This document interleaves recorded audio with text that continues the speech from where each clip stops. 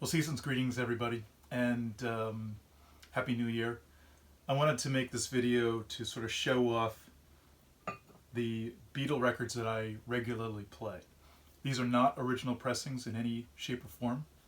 As a matter of fact, these are all current issued versions of these albums. And these are sort of my play copies. And I have plenty of the original pressings and various pressings in between these, but these are predominantly the latest versions you can find, or the latest ones that have been issued. And regarding the availability of those at this point in 2025, that's kind of a, up for debate. Anyway, so I want to get started with the collection I have here. These are predominantly the collection that fits in this cubicle right here, this empty space. And we'll just go through them one at a time, and I'll kind of explain as I go which editions these are. And you can pretty much find most of these, with the exception of a lot of the mono releases that have existed, that have come out. But anyway, so I'm going to start off with the first record I use. This is the Beatles featuring Tony Sheridan in the beginning. And this is all of their 1960 recordings that they did in Germany. This is the latest issue of that. You can pretty much find this on Amazon, eBay. It's sort of a edition that came out in 2012, so it's almost a 60th anniversary. I think it came out 61, so yeah, pretty good sounding record. I don't have a lot of bootlegs. I haven't bought a lot of bootlegs, mostly because I enjoy what Apple puts out, and the clarity of those sort of outtake recordings, session material recordings, always sound really good. Bootlegs is kind of a hit or miss, as is the case of this. This is the Decca tapes. This is from their 62 Decca audition, and this is the entire collection on one vinyl. It sounds okay, but again, as a bootleg disc, it's slightly off, and off by meaning the audio plays a bit faster than it should. And this is the most recent available version of this. You can find this on eBay. I think you can even find it on Amazon. It's just cool to have it, but I prefer what's available on the anthologies, which we'll get into a little later. All right, the 2014 mono edition of Please Please Me. This is a great sounding disc of this album, and probably the best sounding version on vinyl. I have an original pressing of this too, and I like this one better, even though it's using a copy tape, because there was issues with the original tape, which are explained in the liner notes of this, and it still sounds pretty good. Mastering is really well done. 2012 stereo edition, and this sounds pretty good, I would say. I'm not as sold on this as I am with the 2014 mono edition. I've heard these songs in stereo throughout my life on different pressings, on different formats. This one sounds pretty good. I don't think it deserves a sort of negative rap that it's gotten over the years, and neither does this entire collection, by the way. I think that the 2012 stereo issues sound overall pretty good. There are some exceptions to that rule, but so mono and stereo of Please Please Me. Mono edition of With the Beatles, again 2014, and sounds pretty darn good. There's some things about the original pressing that I like a little over this, but there's things about this that I like over the original mono pressing. So, but it's just, all of these 2014 mono records sound incredible. They're just very well put together. And 2012 stereo with the Beatles, and same general rule. I feel that there's things about it I like, there's things about that I prefer the mono, things about it that I prefer the original release. It goes either way. Brand new Meet the Beatles. This is the Target edition. We did a video recently about that. This is the opaque blue edition. Great sounding disc, and yeah, glad to have it in here. Beatles' second album, again, brand new release. This sounds great. I'm going to do an upcoming video about this one particularly, because it was one of my favorite records of the Beatles. Um, of all the US releases, this one is a really good record. I love everything about it. Beatles' second album, Stereo. Now, this has not recently been reissued in stereo. This is a mid-70s release. And these mid-70s Apple labels, and even some of the orange labels going into the purple labels, sound really good. So if you're looking for the stereo edition of these US albums, check out the later 70s, early 80s pressings. They really got the sound kind of leveled out. They're not as harsh as the original sort of stereo and the original mono releases from the 60s. And not a bad issue. I have this older stereo copy, primarily because I love this album in stereo over the mono release. And I hope Apple releases a special stereo edition of this in the near future, because I know a lot of us would buy it. All right, A Hard Day's Night on Laserdisc. Something about having a Laserdisc with the vinyl counterparts is really fun. I mean, the artwork of this is pretty good. This is the Criterion release. I know there's a couple different variants of this on Laserdisc, and this one's a lot of fun. What's cool about the Laserdisc version, especially the Criterion version, it is restored, but it's using an open matte version of the movie. Open matte meaning it's using the entire 35mm frame, whereas the recent DVD and Blu-ray releases crop it to its original theatrical release, which was a widescreen presentation, 1.85:1. This is using a full-framed variant of the transfer. It's using the entire negative, so there's a little bit more top and bottom, but it's not widescreen. So on a widescreen TV, you'll get pillar boxed bars on the side when you display it properly. But anyway, it's a good, fun Laserdisc to have. And of course, A Hard Day's Night in mono, again, 2014 release, best-selling version of the album on vinyl that I've heard. And the cool thing about these 2014s, they're all made in Germany, so they're what's the German pressing plant? I can't think of it off the top of my head, but it's a good one. 2014 or 2012 stereo release. Overall, I like this. The only two things that I don't like about this release: the opening chord of A Hard Day's Night.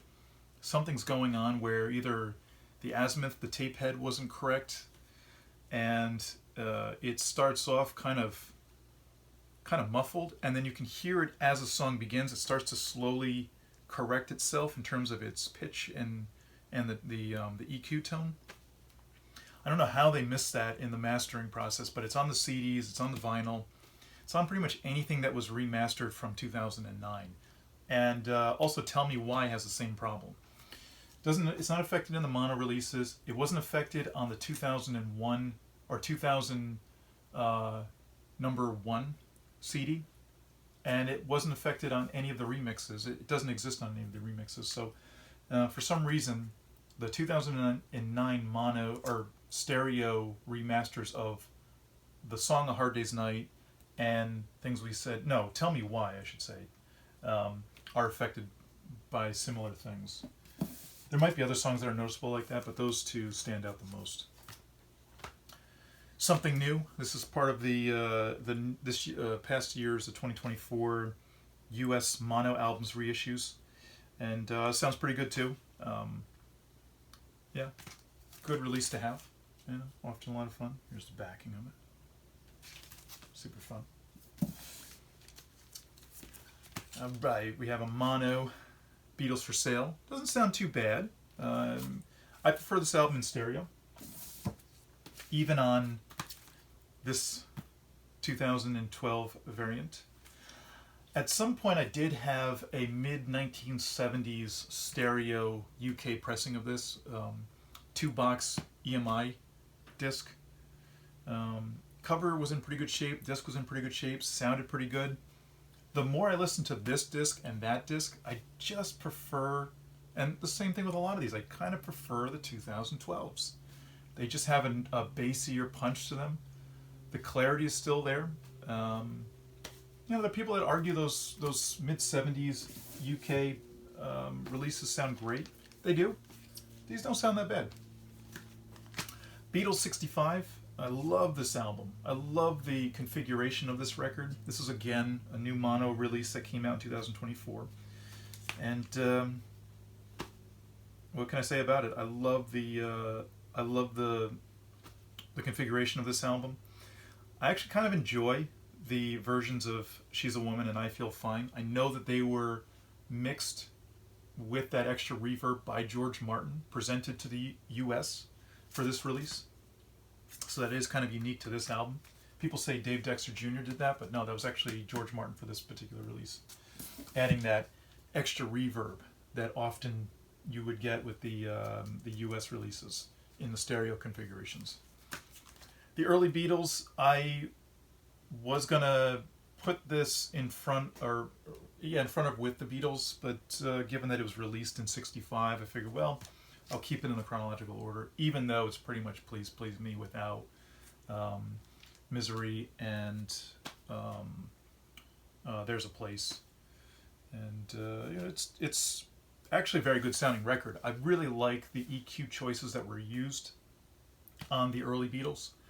Obviously, this is a fold down of the stereo mix, but the title track Please Please Me sounds great on this release over even the original album's release, both in stereo and mono.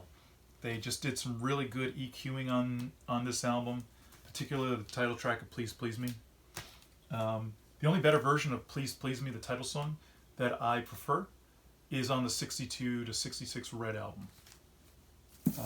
Whatever magic they sprinkled on that tape sounds better than any Please Please Me version that's on the UK original album.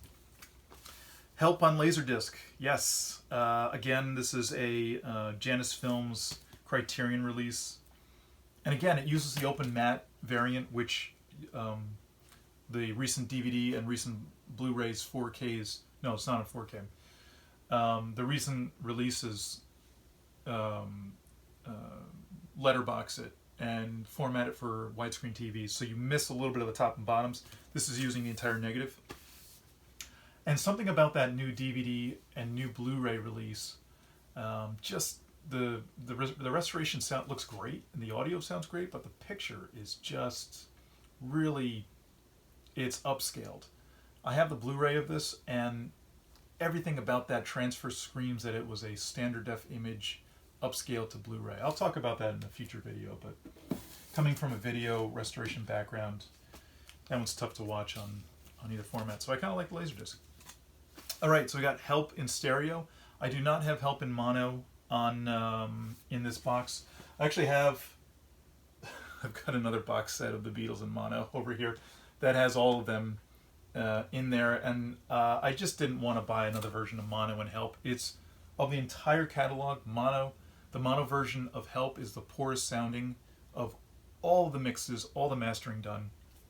There's just something about that tape that's never set and sounded well to me. Don't know what happened, but I will never listen to it in mono. I will always prefer the stereo. And, by the way, I do prefer the George Martin 87 stereo versions of both Help and Rubber Soul. I know I'm going to get some serious flack in the comments, but I guarantee you I'm going to get some of you who are going to be like, yes, finally somebody's hearing it. Here's the thing about both Help and Rubber Soul in the 87 George Martin remixes. Everybody complains about the use of digital reverb. Well, guess what? They've been using digital reverb for the last 30 years, man. So, a lot of new Beatle releases that have been remixed in stereo, yes, they're using some digital reverb. I mean, it's just become a standard practice in studios. Don't get so upset about it, okay? You can listen to any version you want. I just prefer those versions in the remixes. Okay, Live at the Hollywood Bowl. I have the original George Martin release.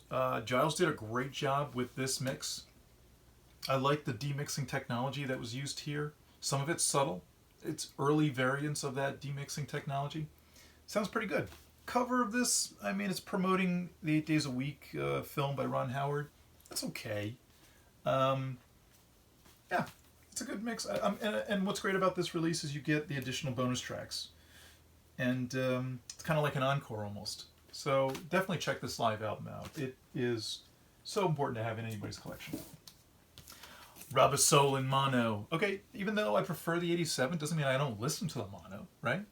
Same thing with Help. I mean, it's hard for me to go back to that one, but I will go to mono for Rubber Soul. All right, I think it's a well-sounding mix, great sounding disc. This is again 2014, I just, yeah, it deserves to be in the collection. Again, here's the stereo edition, remixed in 2012, or remixed in 87. This is the 2012 edition. Sounds fine. Stop knocking it, everybody. You know what? It's got way better fidelity than any other version that exists. Okay. But I do have a US version of Rubber Soul. Even though I don't prefer it, I think it's interesting. And I like the idea that it has a bit of more of a folk flair to it, with the addition of I've Just Seen a Face, It's Only Love, you know, stuff that's been pulled from Help and replacing other rockier tunes with more of a folkier tune, replacing that sort of red Rubber Soul tone, you know, text, the graphic there. This version's a lot of fun, so you should check out that. This is a, I think this is like an early 80s release, if I remember correctly. I was looking for an updated version that used the Capitol 60s sort of label. And yeah, there's actually a whole collection of US releases from the 80s that use this new updated label that reflects the early 60s. And it's kind of tricky to tell if, you know, if you might have an 80s version or not, because it's very similar. The big giveaway for an 80s UK pressing is it's not using that that white banner. You know, it's just a print on label, print on cover. So there's no white text on the edges of this record. Pretty cool. And so like I said, most of these records that I have are the most recent releases, but if it's not available within the last 10 years or so, I will pull out an older version, but sort of a newer version, and include it in my play copies. Same thing with Yesterday and Today. So this is an Apple label, and in stereo, which I kind of prefer this period in stereo anyway. Again, there's always exceptions to that rule, but yeah, it's pretty good. I almost bought a First State butcher cover from my local record shop. They had one for about $800, and I just couldn't justify that. So instead of paying $800 for a butcher album, I bought the Beatles in mono and the stereo box sets and all of these additional mono and stereo discs. So instead of having one really cool record, I have an entire collection for justifying the use of $800. I might have spent a little bit more than $800 on all of this, but it's in that ballpark. Okay. Rubber Soul in mono, and I love Rubber Soul in mono, but I really love the new Giles Martin remix that came out. And I have all those as well. I'm not including all those in this play collection, just because I have the box sets over here. So I just go to the box sets over here, if you can see them. And I play those as well from that box set collection. But when I want to grab and go a certain album, I just pull these ones out and I listen to them that way. So that's the mono from 2014. Here's the stereo of 2012. I agree with everybody on the one issue with the 2012-2009 remasters of Revolver in stereo, and that is She Said, She Said. For some reason, that song can just never... It just can't be mixed properly by anybody. I don't know what's going on there, man. It's one of my favorite Beatles songs, and yet it just can never get mixed properly. The mono version is pretty good. I do like Giles Martin's new version, and I like the separation of the guitar tracks, but Ringo's cymbals just get buried somehow when he does those cymbal hits. They just get buried in the mix. And you know, when you're working with demix technology like they were with Revolver and all the subsequent albums afterwards. Oh, they didn't do that in all of them. They did it on Revolver. They did some on Sgt. Pepper, but when you have demix technology at your disposal, you have the opportunity to rebalance everything, and it is really a lot of fun. I've done it on albums before when I've mixed some stuff, and the thing is, because you have access to it, it makes you have to start again. And so when you start again, if you're not careful, your ear starts playing with new mixes of what you perceive to be correct, and they may not be correct. So, Sgt. Pepper in mono, again 2014. I love Sgt. Pepper in mono. A lot of us folks do. What can I say? It's just a very well mixed album. I have this, you know, the original pressings of these, and but I love the stereo version and mono versions of these. This is the 2012 stereo release, and I do have the Giles Martin stereo vinyl release of this as well. I prefer pretty much everything of this album in the new Giles Martin remix, with the exception of For the Benefit of Mr. Kite. And why do I say that? For the Benefit of Mr. Kite in stereo in the digital versions, whether it's CD or high def, it's really compressed, really crunchy sounding. So when that opening chord happens, it almost feels like it's too much. So I prefer the album in 5.1 Dolby Atmos. I've got the Blu-ray. The 5.1 Blu-ray sounds really nice. The vinyl sounds nice too, and the stereo version sounds nice too. Yeah. Magical Mystery Tour on Laserdisc. Yes. So I have the first 3 Beatle films on Laserdisc. And they're just fun to have next to the album releases. I mean, it's just, here's the album, here's the movie, you know? And whenever I'm listening to the album, I can pull out the movie and I can be like, hey, you know, they got very similar backings, similar fronts, you know, whatever. And if I'm watching the movie, I can just pull out the album. I can read the book, read the 24-page book as you're watching the movie. You know, read along, watch along, something like that. You know. Here's a 2014 mono. You know, with the 24-page books. You know, booklet. Again, stereo, and an upgrade from the original because it's using all stereo tracks versus the rechanneled. Mono into stereo versions that were released on the original stereo. So this is pretty good. There's a back to it again, of course. I also have the original EP that came out. I have the stereo version of that. This is my singles collection. While they were just talking about EP, this is kind of an interesting box. Just a little side note here. So I have the singles collection, but I don't have the singles collection. Instead, I have all of the original singles from the 60s in this box set. These are all original UK and some US releases, as well as the most recent Beatle single, Now and Then. I have all the variants of that in here as well. So, I will talk about that in a later video. Okay, the White Album in mono, 2014 obvious release. My numbers are 9084562. What are yours? This has, of course, the whole thing, the pictures, the poster, you name it. Sounds pretty awesome.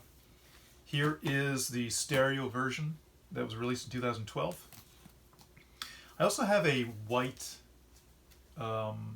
pressing of this album with a purple label on it, and I believe that's like a mid-80s release, mid-70s. I can't remember when the purple labels come out. Somebody in the comments, please tell me when the different logo variants existed for American releases. I know that the Apple labels started in the late 60s, obviously with the White Album, but then they did reissues on the entire catalog, I think starting in late 68, 69, predominantly in 71, and removing that sort of capital subsidiary text on the bottom of it. And then I think they did the Apple label into the orange label, into the purple label, into the classic capital rainbow label later on. Something like that. And those were in the 80s.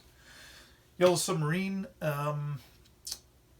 2012, because they didn't issue it again in 2014 in mono. The only version of this that exists in mono is a fold-down mix from the UK, and, you know, fold-down stereo, I'm not really as, you know, whatever. But I do have in place a Yellow Submarine song track variant in my collection as well. And it's here because it's so different as far as the configuration as an entire album compared to its original. And I prefer it. I mean, this sounds really good, with the exception of Eleanor Rigby, where Paul's vocal is slightly out of sync. They did that again later on and I think it was the most recent 62 to 66 Red remix. They took Nowhere Man, and just something happened in Pro Tools, man, where either the cymbal or the snare or whatever is out of sync, and that's completely off. I do not know how that got past production QC, but anyway, Nowhere Man remixed here sounds pretty good. I think the vocals are a little too loud in this mix compared to the music, but hey, you know what? Overall, pretty good job. I like it. Okay, Let It Be, 2012. It's probably the least listened to version of this album, but Let It Be is one of my favorite Beatle albums. And but I really love Giles's and Sam Okell's new remix of this album. So that's that one right there. Let It Be Naked. Let It Be Naked has also the Fly on the Wall disc, which, I mean, it's kind of fun to listen to. Kind of the sessions in a condensed 45. I say I don't own bootlegs. I do have bootlegs. I believe it's I don't know if it's an 80 disc collection of the Let It Be sessions, the Get Back sessions. I have them as digital files, and I love listening to those sessions. But when I grabbed them, I made a mental note that someday, if they ever released it properly, I would pick them up. And I actually have two editions of Let It Be, the 50th anniversary edition. I've got the CD box set and I've got the vinyl box set, because it's got that alternate Please Please Me fake Get Back cover. I'll do a video of that someday, but yeah, it's cool to have. Okay, Hey Jude. This is actually original pressing of Hey Jude. I like having it in my collection. Listening to this album is a lot of fun. I really think Apple, and I hope they do this someday, re-release this on vinyl, because I know a lot of people love this album. The only out of place tracks on here are, for me, it's Can't Buy Me Love, maybe Paperback Writer, but then again, you wouldn't have a complete album, right? So they had to put those on there. But everything else around this feels like a real Beatle album. You know, even though it's a compiled album, it feels real. Okay, Abbey Road, 2012.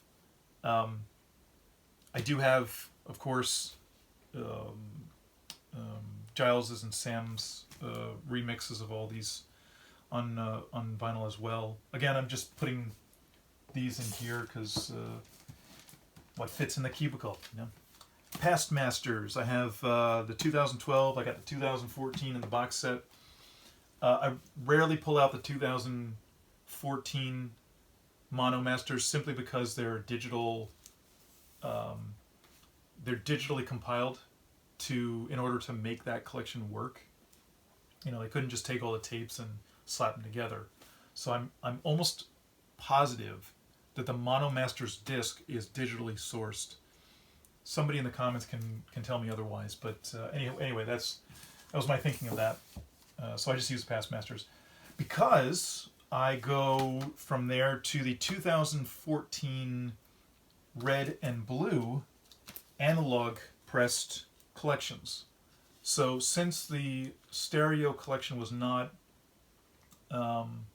pressed to vinyl using analog source material, they're using digital files, this was a great solution for that need to have Beatles recently updated stereo releases using an all analog pass. And these versions do that. The 2023s obviously are remixed from digital files and so forth, and there's the community that has their ups and downs about that particular release, that expanded release. I have those on CD, but I don't have those on vinyl. As much as I buy here, I do have a budget, and I often, swap stuff out, sell some stuff off to update my collection, to tailor it the way I want. And this is kind of what I'm going after. And I think if you guys like what I'm doing here, and for those of you new Beatle fans, this might be a good guide for you. Okay, live at the BBC. This is a 2017 reissue from the original 94. 2013. I have the original 94 locked away somewhere. Only where I know. Not in this building. But as were all my original pressings, I don't keep them in the same location for various reasons. But so this is a 2013 reissue. Sounds pretty good. What I like about this reissue, it's available on CD as well, is they don't overlap the tracks, but they let the tracks fade out and then go into the new track. There's been some alternations done from this release to the original 94 release, but it sounds pretty good. I'll do a video about that someday. On Air, live at the BBC, Volume 2, is a pretty good disc. This is like a kind of like a continuation of Live at the BBC. Okay, we are getting into the Beatles Anthology. Here's Anthology 1. Ba-bum. Anthology 2. Da-da-da. And Anthology 3. If you can see them all together, they look really cool together like that. So, I definitely recommend having that collection on vinyl, for sure. Beatles 1. Okay, this is the Giles Martin remix, and I prefer this over the original. Just really great updated mixes. Beatles Love on vinyl. Great if you want to just experience the entire catalog compressed into one collection in a unique way. Love is the way to go. All you need is love. And finally, last but not least, Now and Then, the 12-inch vinyl that was released in red variant. Super cool. Boom. Yes, with Love Me Do on the other side using the original logo. Parlophone. And that's it. Guys, I hope you enjoyed this video. And if you have any other suggestions, thoughts, comments, blah, blah, blah, all the things that are connected, let me know what you're thinking. And I will update my channel with more videos as we go. We'll talk about some CD releases. We'll talk about some cassette releases. And a few things in between. That's all for now. And have a good day.